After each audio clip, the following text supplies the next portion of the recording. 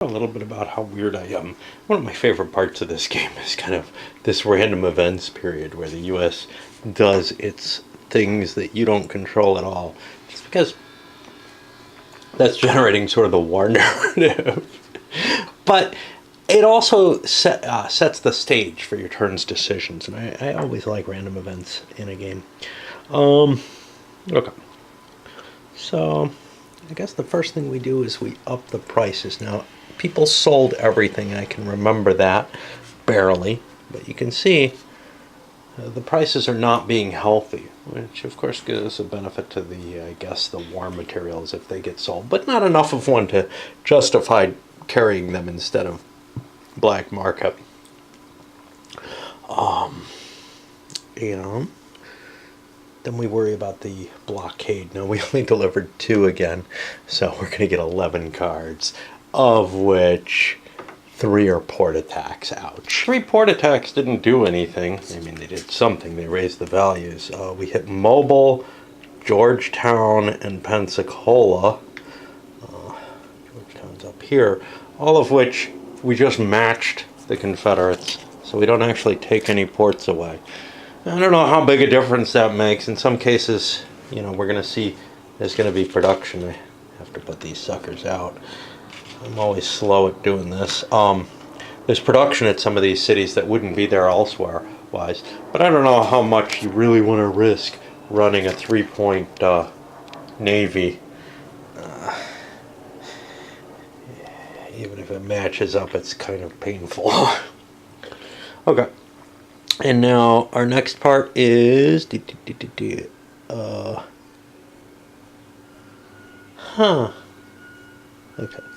The next part's the High Sea Squadron, I guess. It doesn't really matter which order we do these in. I've been doing it in the other order, but the card indicates that. 6, we're going to go to Matamoros. If I can find the squadron. And that's kind of a... Oh, no, he lost his ships. I was going to say it's a screw for the guy who was over here. I think it was red. No, it couldn't be red. Yellow, probably. Yeah, yellow lost a couple of ships. So. And now we actually have 2 inland cities going. And we get 14, which is Chattanooga. Yeah, might as well put these down before I put the blocks out. And 12 I think we've already had. That's Humboldt. We get to roll again. This could get difficult as you fill them all out. Houston we already hit. Did we? Yeah. Wow. Alright, we get Columbia. That's got to be in South Carolina, no? There are multiple Columbia. Ooh, that's a harsh one. Where did they come from? Yeah, I don't know. I'm marching here. No idea. There are some lesser rail routes that armies could be supplied off of, I guess. But yeah, this is pretty... There's some pretty random stuff there. But, you know, it's not like that's the focus of the game. So it's okay if you just don't pay too much attention to it. Order of play. Yeah, white got hit pretty hard, too. Huh. Wait a minute. Oh, no, there's white. This is yellow. Order of play, actually, green's in 3rd place here in terms of tonnage, with white and yellow down to carrying just 1 good each on their ships because of the heavy hits they took. Red has the heaviest shipping. They bought this big Flamingo here with 3 extra capacity. That puts them huge. And they also have the war support advantage from the Confederate government, which gives them an extra action. So they're in pretty strong shape here. What other people can do about that? That's pretty hard to tell. There isn't a lot of hurting other people, except in terms of slipping into a port before they can get there and picking up the goods, or, well, selling goods before they can get the full profit off them as well. So we're going to kick off with white here. Here we are at the beginning of the player turns, and white is the first player. And he's kind of in a hopeless position. He's got this 1 ship, the Flora. It's loaded here. Now he can do a sell, buy, sail, sell. And that's great. Make some quick money. be selling off this, maybe shipping some black market goods to make the most money he can off of it. But he doesn't have a lot of cash on hand. He has 39,000.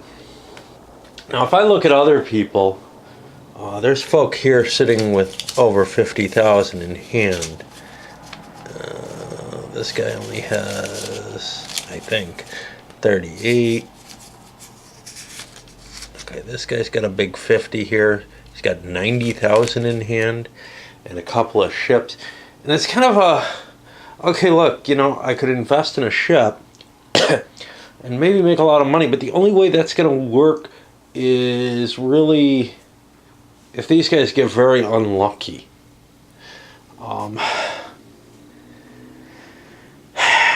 And of course, then I can't do my deal. I can't do my sell, buy, move, sell, because I don't have the little delivered the most marker. And by the way, I'm not allowing anyone to have that if no one delivers anything. That's the first turn situation. So, you know, it's kind of it's possible that they could play to lose that money, that huge quantity of money that some of the players have, or it's also possible that they could lose their ships, get frozen there, decide to sit on it, and I could buy more ships and be able to run more. But, you know, it almost doesn't seem worth it. Do I have any cards that are going to help me here? Not terribly. I mean, it's just, you're in this really lousy position in the game, and you know you're not going to be able to place well. And can you really improve your position by buying another ship or something? I don't know. Just to put one up, I put the Atlanta up for 25,000. Now it's up to 35,000 with black having an option on it. Basically, these people who can buy it without taking an action to do so are just tickled pink. They know that's not a bad deal, but they are losing value off of it. They have to make at least 10,000 by the end of the game. But this is a decent ship. It's got a nice speed. The white player just did not have enough cash to buy a 4-speed ship, but he's seeing, hey, maybe I can hurt my enemies by making them buy ships they're going to lose. And so the Atlanta went for 35. The Lady Sterling went for 34. Do I want to bring another one of those up? Yeah, because it's the last of the 25,000s. I might be able to get one of the $30,000 ships for about the same price that I'd be able to get the 25,000. And at the very least, I am draining people's money. That might be a good thing. Maybe I don't want to buy a ship. I wasted an action. Well, but I am pulling money out of people's hands. Oh, I triggered the Ivanhoe, and black was able to get that for the same kind of prices that people were getting these guys for, which really kind of sucks for everybody else. Around 34, I think. And then, hey, if I was up there in that kind of bidding, I put the Virgin up for 35. Now this guy knows I don't buy it, I don't get anything. So he goes for 36. That leaves him with $2,000. It's enough to load, no, it's not even enough. I was going to say it's enough to load up the Bristol, but it's not even enough for that. But I can at least grab a couple of war goods and haul them back with that. I've got a ship off an action. Hey, that's not bad, and it's a good, fast ship. But now I got the choice of buying anything I like at price, which might well be this for 35. It might well be one of the 30,000 3/3s. I'm not sure which yet, but I made everybody else pay a premium. Although he didn't pay much of a premium, but he doesn't have much cash, and he's in pretty shitty position. He didn't pay much of a premium, and he's in really good shape. So black probably came out of this the best, not expending an action and not having to pay a premium on it at all. Everybody's charged up. I bought the Fox for 35,000. Put it into place in Charleston so I can pick up some cheap cotton. That's about all I can afford and haul it. Alternatively, I could get some money for the Reds. But a lot of people have spent a lot of money. We may see the war effort improving here because a lot of people don't have the cash to haul the black market goods anymore, which is kind of cool. Okay. So now for White's actions, he took one action. Second action, he's going to... Okay, so here's the question. What do I want to do? I can buy, move, and then double sell. That's probably the best I can do. Otherwise, I'd be selling, maybe buying, and moving and getting myself into position next turn. I think I'm best off doing the purchases now. You gotta kind of have to worry about balancing these things, but since I'm not going to be making the big money off the black market, I think that's the best move. Okay, so for the yellow player here, now that I have another boat, I'm going to play my refitting as my first action. That's 5,000 here. And now I'm going to improve the Memphis. It's a 1-3. I could turn it into a 1-4. There are no 2-3s left, so we'll take the Deneby in its place. Get us a little bit faster boat. I think the Memphis is going to be available. And I'll swap those cards. But then what I'm going to do is I'm going to do a purchase. Now, I gotta figure out what the hell to do with these too. So I get a card. This is hard to do just because of the video. I can raise something to a 2.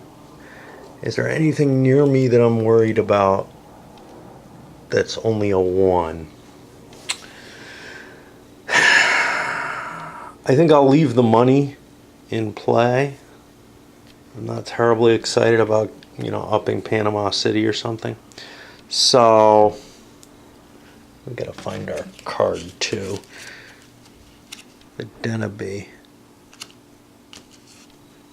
Denby. And the Memphis is gonna get put away.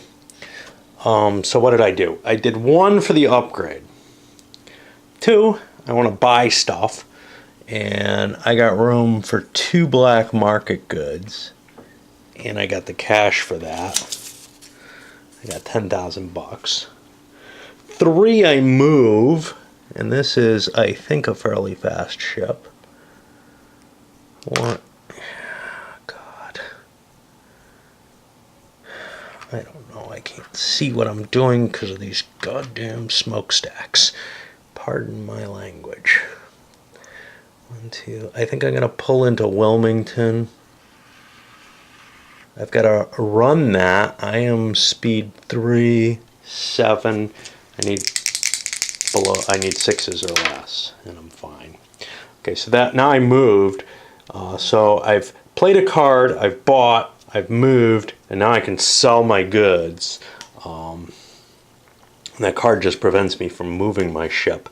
So I'll be getting rid of a cotton for 5.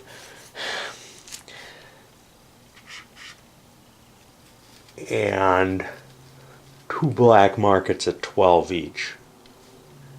Did I make money off those? I'm only making 7,000 a black market because I have to pay 5 for them. You know what? I only spend 5. And I grab this, and I actually make money, because as this gets low, it becomes not really as worthwhile. So now instead of, so here I'm spending 5 for it, but I'm also penalized 5, so I'm only making 7 each for them. But if I spend 5 for 1 and I make 17, I'm making 12, and another $1 for this. It's pretty close. I'm coming out $1 less.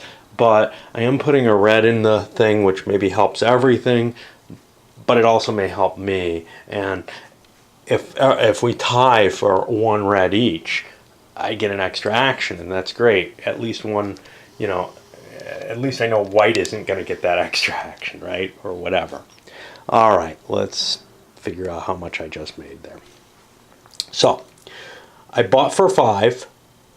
I deliver for 17, 18,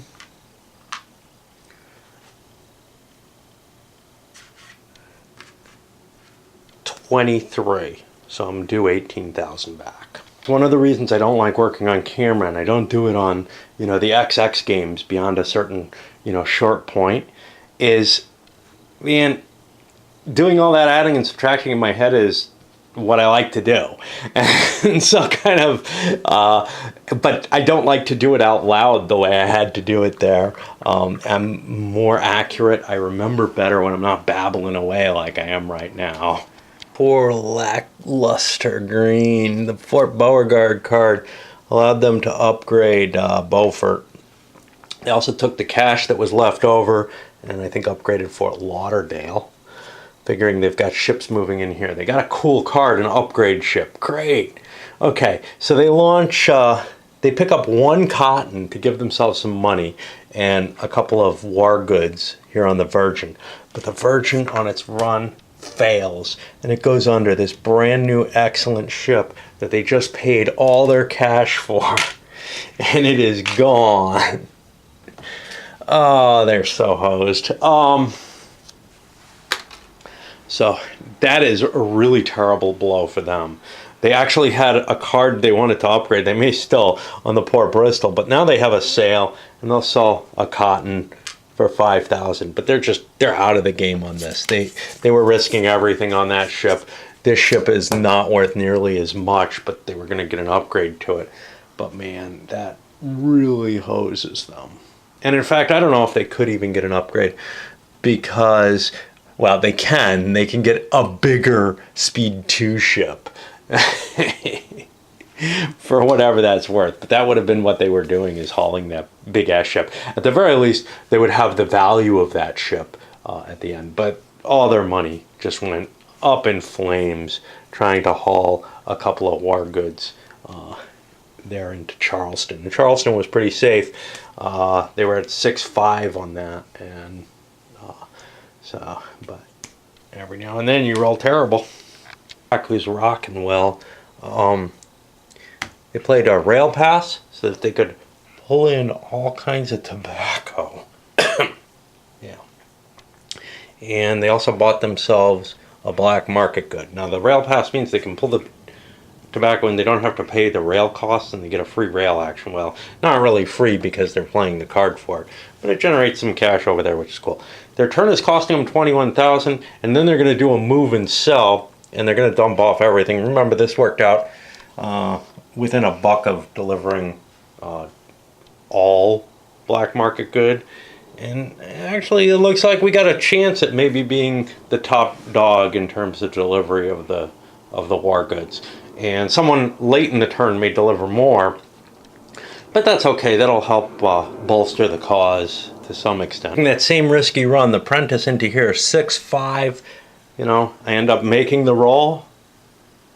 Grand total for the turn, $53,000 in cash. You can't pass up making those rolls. You gotta do them when you gotta do them. You've got to try to make the money when you've got good odds on you. So it's not like you can say, well, these guys just aren't being safe. No, they're not. They're blockade runners. They're taking risks, but you have to take risks in this game. You have to take some risks, and sometimes you're just going to get totally screwed by them. And what you got to hope is that the luck kind of evens out, but it's, generally there are, and I heard Marco's review saying there aren't enough die rolls for it to really even out. I think there are enough, but they may come at the wrong time. But the risk coming in here, I don't know what the odds are of this. Let's see. That both dice are above a 5, so that's 3/8.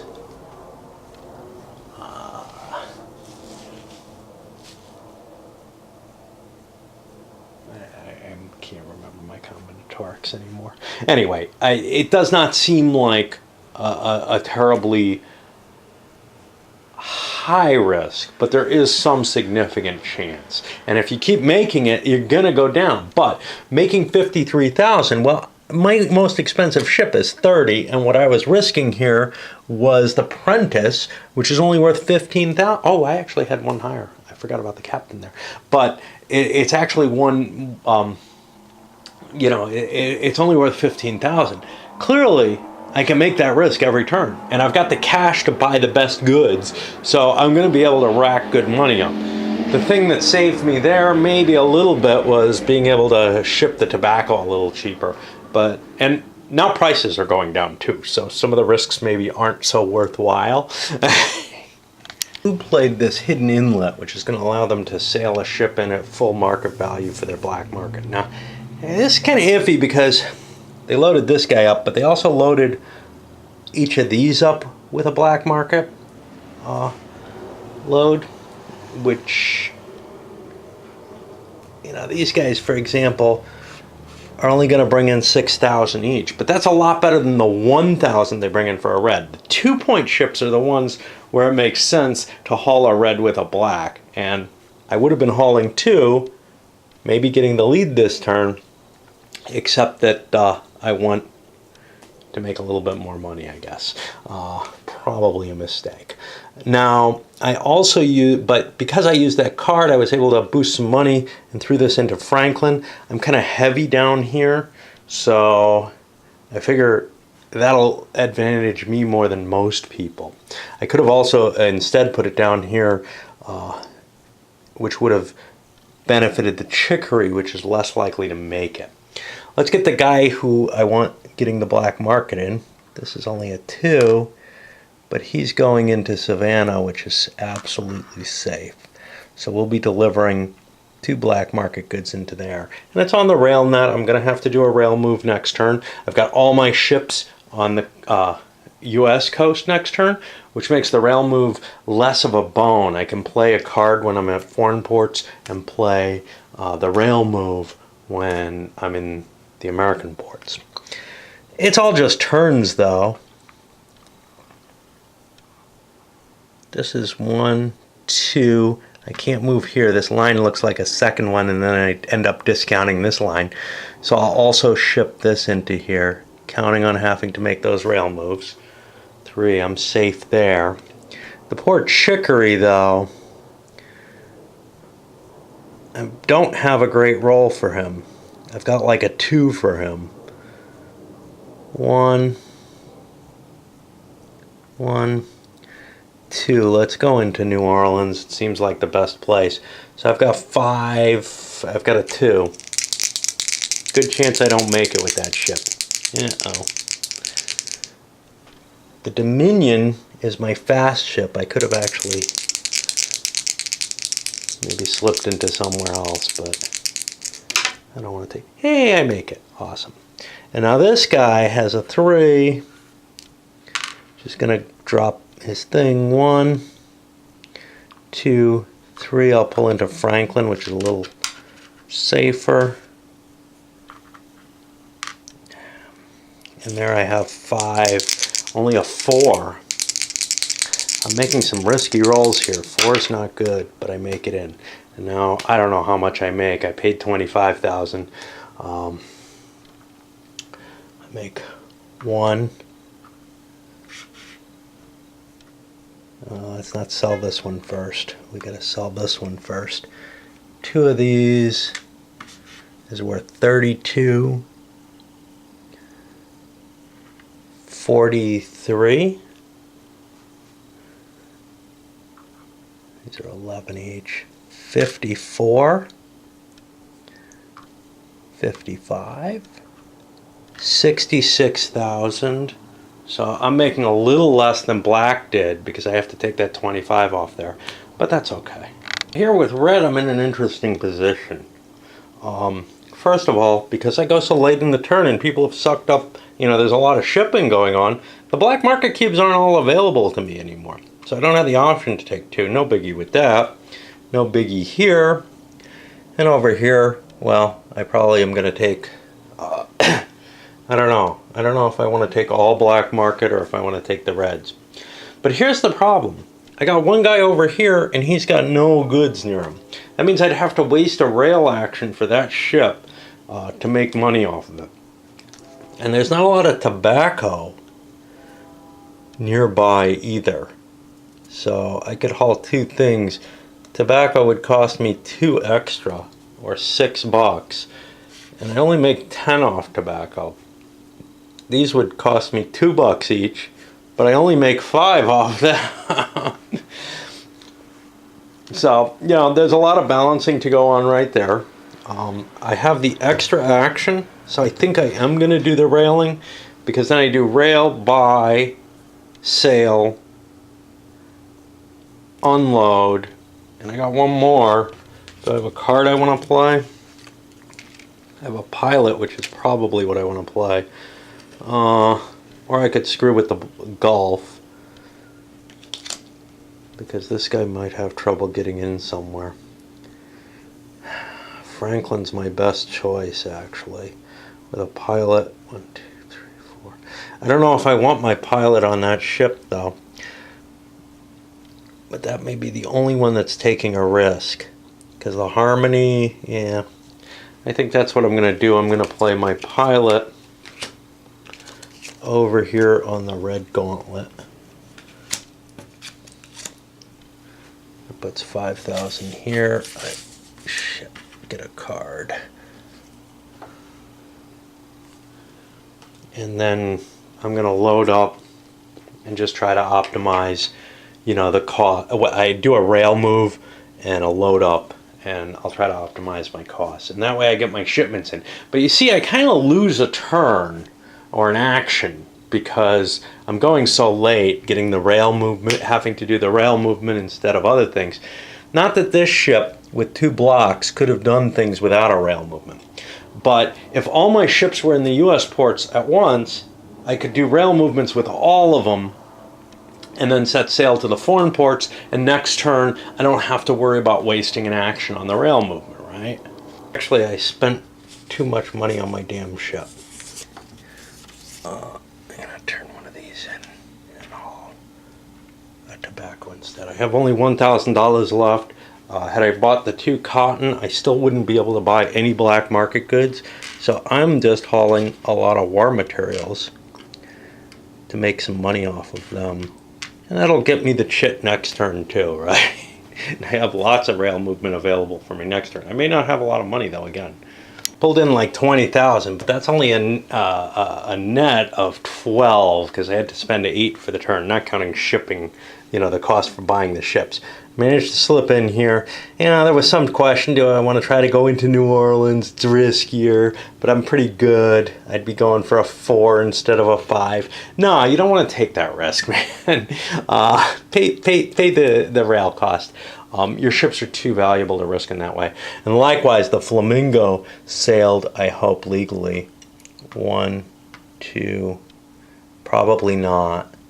Yeah, I have to sail that into somewhere else.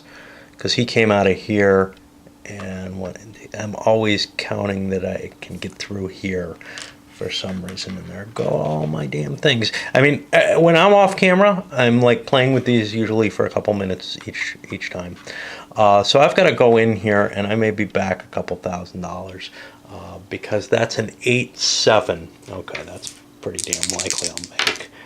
But it is still possible that I didn't. Okay. And that gets me into Wilmington, which is kind of cool.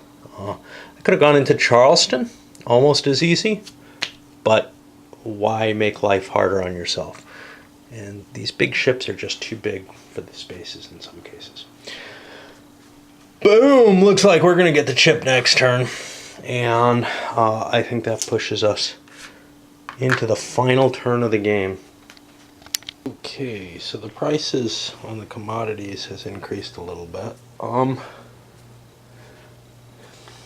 not sure how historically accurate the commodity prices are because it actually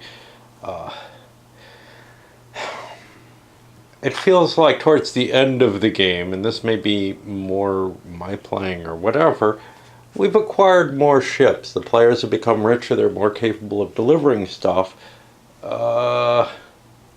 And yes, the Confederates did put more effort into the blockade runners as the war went on. But I don't know that the total output that was delivered was greater. And it seems kind of strange than earlier in the war when the blockade was looser. And it seems kind of strange that enough is delivered to depress the prices in the foreign markets. Or enough black market goods has been delivered to depress the prices in the Confederacy. As a game mechanism, it works kind of nicely because, hey, the players are becoming richer and more capable of delivering stuff, so they're going to produce less money on the per load basis. So that kind of is nice from that side, but in terms of the historical accuracy, it just seems a little off. But that's okay. I think this is more of a game than a simulation. Okay, so we changed that, and now what is our blockade situation? Well, we actually delivered a lot this time. 1, 2, 3, 4, 5, 6, 7, 8. That's the most we've delivered in a while. That's still going to be 2 port attacks, and we're going to be drawing 8 cards total, and only 1 inland city is going to fall. The inland cities, you know, here we are in 1865. I don't feel like we've taken all that much, and we've gotten a fair amount of draws. So in a sense, maybe the expectation is that not that much war goods is supposed to come through. It looks like, honestly, the Union might be kind of not winning the war as well. I'd expect Richmond to be gone this time, for example, but we don't know. Okay, let's see what happens with the blockade. The ports that fell were both in Florida. And our land cities, we lost Knoxville and Raleigh. And we can see the Confederacy's kind of been sliced here instead of through Georgia, but that's okay. What we get as a kind of final result is almost believable, except for maybe Nashville existing. But Nashville exists to no purpose. The Confederates can't use that point, so you can almost pretend that there's nothing there. But we have port access here, over here, very little rail. Very little can be railed through here because we've got kind of a nasty cutoff here, and then in the deep south, well, got kind of a rail linkage here, and then a little heartland here around New Orleans. Oh, the High Sea Squadron, I forgot to move them. They're going to go back up to Port-au-Prince, which isn't terribly useful to the blockade runners. The only real reason you'd be using that is if other things were cluttered. You got some market items to fill up. Otherwise, we're up to figuring out what the turn order is. And it's getting more complicated as people are getting more and more ships. It's not just the money comparison, but that's okay. Here's our order. First of all, red got the bonus action. They have the most tonnage though, so they're going to be going last, and this is the final chance to make money. Green, they're hopeless. Yellow and white were tied, and white has almost no money, $20,000. Yellow, significantly more.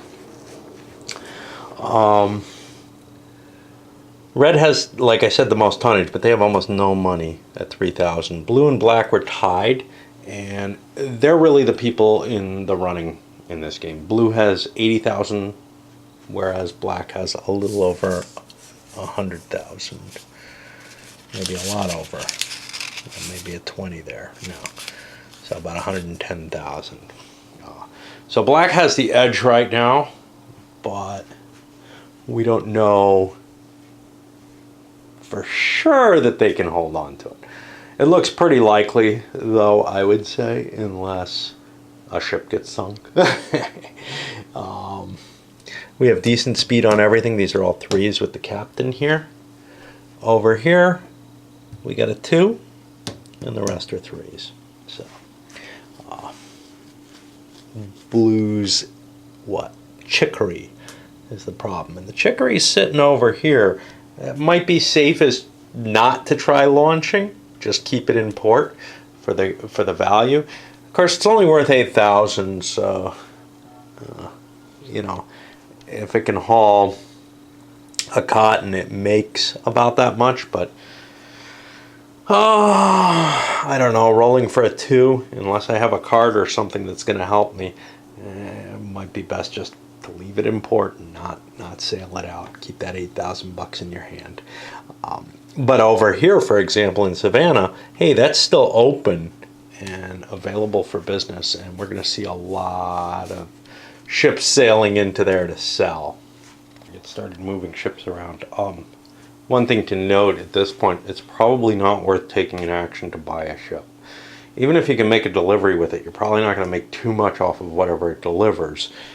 And if you buy a ship, you're spending an action on that, but you don't want to spend much more than the value of the ship, because again, you've got to actually deliver some goods to make money off of it. Last turn, 2 runs, probably worthwhile. This turn with just 1 run maximum, probably not worth it. Although, if one person puts a ship up, well,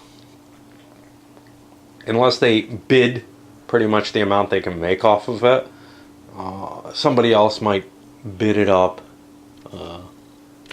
just a buck or 2, because they can make a little bit of an edge off of it, and they're not wasting an action on it. Yeah. I highly doubt anybody's going to put a ship into play, though. Upgrading a ship might be worthwhile, because that gets you more value. You don't have to pay to do that. You just play a card and you get a free upgrade. That might be a safer route than trying to deliver, especially along the Gulf Coast, where things are kind of risky. Green is the first player, and they have that option. They have a refit. They could trade the Bristol, which is worth 15,000, for say the Bridget, which is worth 20. So I could make 5,000 with no problem. But I got to compare that to other things I can do, because I could pick up 1 or 2. I don't really care too much about war goods, but I care about how much money I make. 1 or 2 black market goods. If I pick up 1, it costs me 5,000. I only got enough money for 1. So if I pick up 1, it costs me 5,000. I get another 1,000 because I can haul a red with it. I can sail into Savannah and sell. So I would make 10, 11,000 off that. So it's worth more for me to deliver, plus I reduce the price of this. Do I want to play some Blockade Runner cards? Maybe. That may serve a purpose, it may not. Add 2 to the defense of Galveston.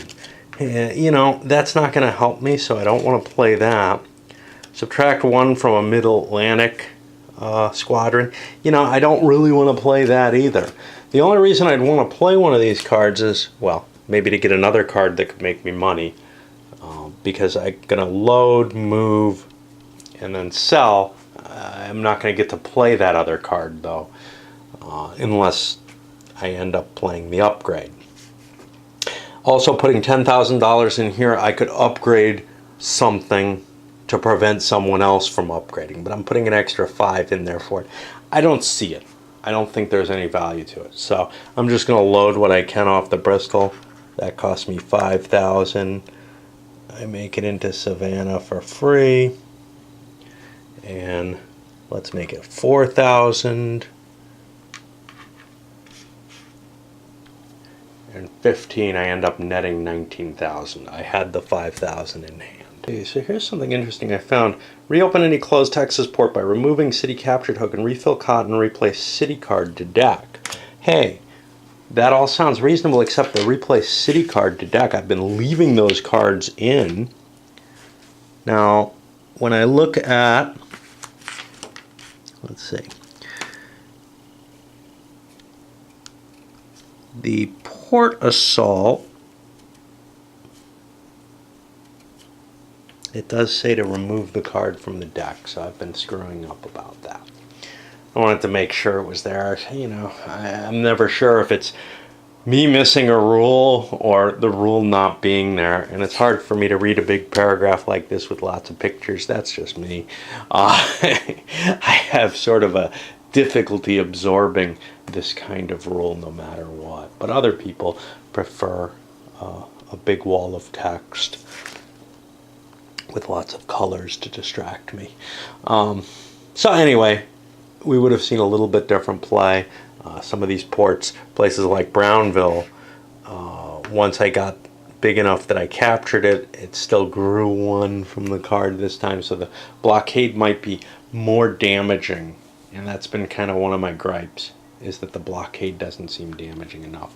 I think actually we've swept enough cities to qualify for close to what historically happened, at least in terms of, you know, what the Union Army was able to accomplish.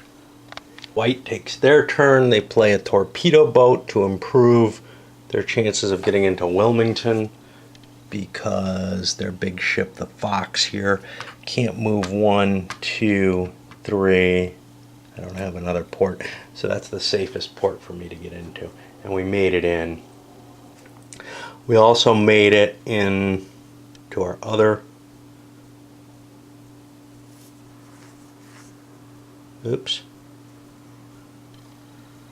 made it into our other port here. I think I moved this. I don't know what I moved instead.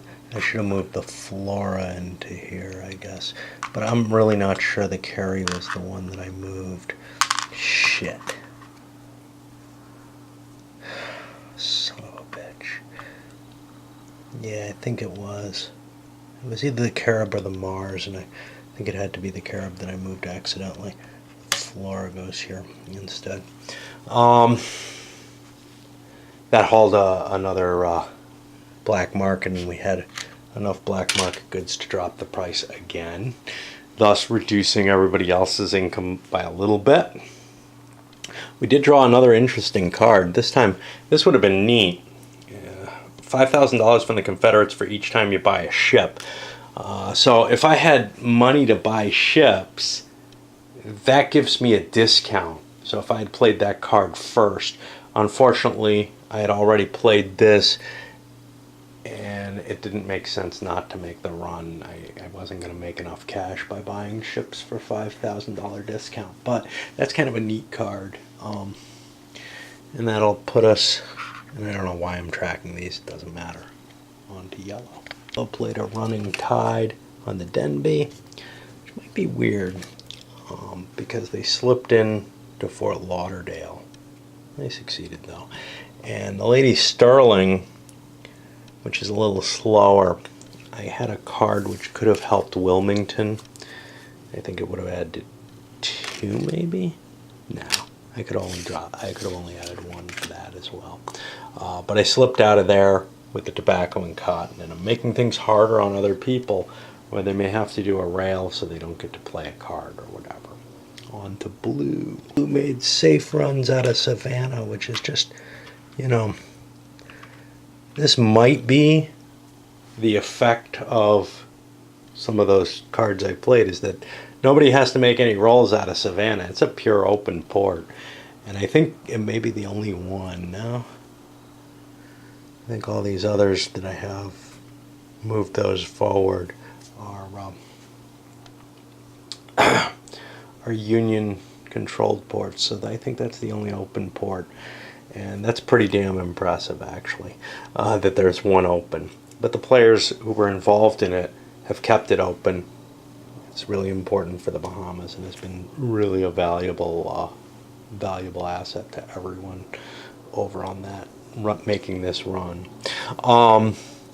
Blue netted about 21,000. They left the Chicory here. They took a chance with the Atlanta, pulling it out of here because it could carry 2 goods, and had a slightly better chance than the Chicory.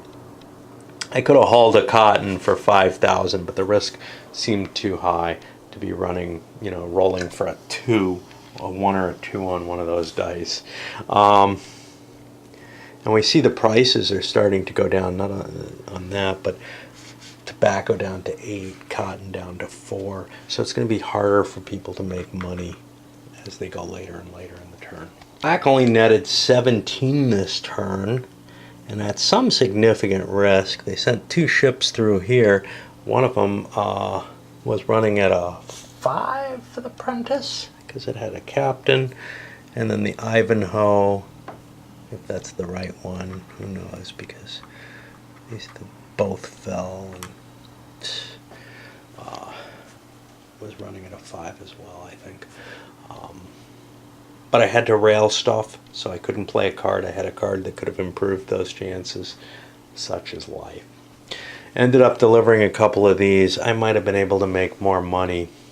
I'm not sure. I might have been able to make a few more bucks by hauling 2 more of these instead of those. So this was, let's see, this was at 13, so that would have been $3 each.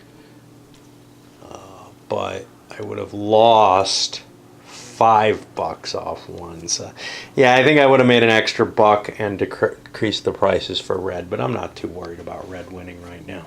It's an example of the price depreciation over here. If red wanted to haul this tobacco out of Lynchburg, it would cost them $7.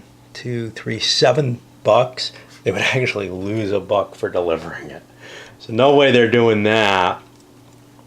Is it worth sailing with the cotton? They've got 3 holds, but this, oh, they can't even go through Rayleigh. Yeah, they've got almost nothing they can haul. So they could haul 1 cotton. It'll cost them $2,000. It'll make them $2,000, but it makes them roll a risk. It's not worth it. Even though they're not going to win. Over here, though, with the Harmony, that's probably worth paying. So I have to take a rail action. That's $2,000. I'm going to make some money off that. I don't think I have any cards that just make me money.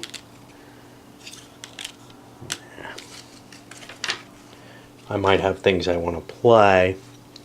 So that's 2 of my 4 ships. I got to find the others. Here, well, there's a couple $1,000 I can make. What about running out of here?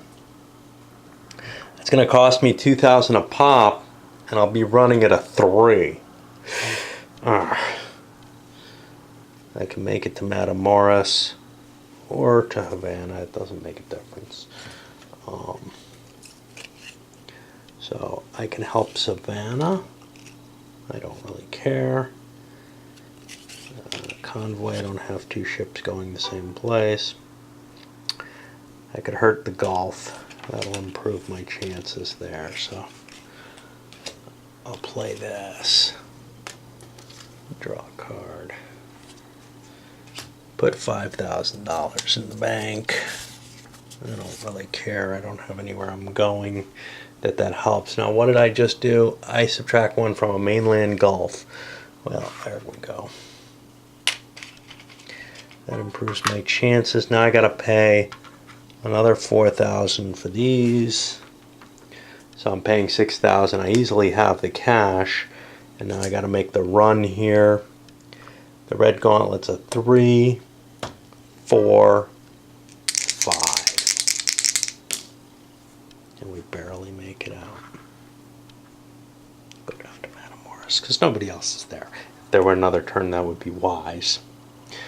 And the Harmony and the Lizzie swap here.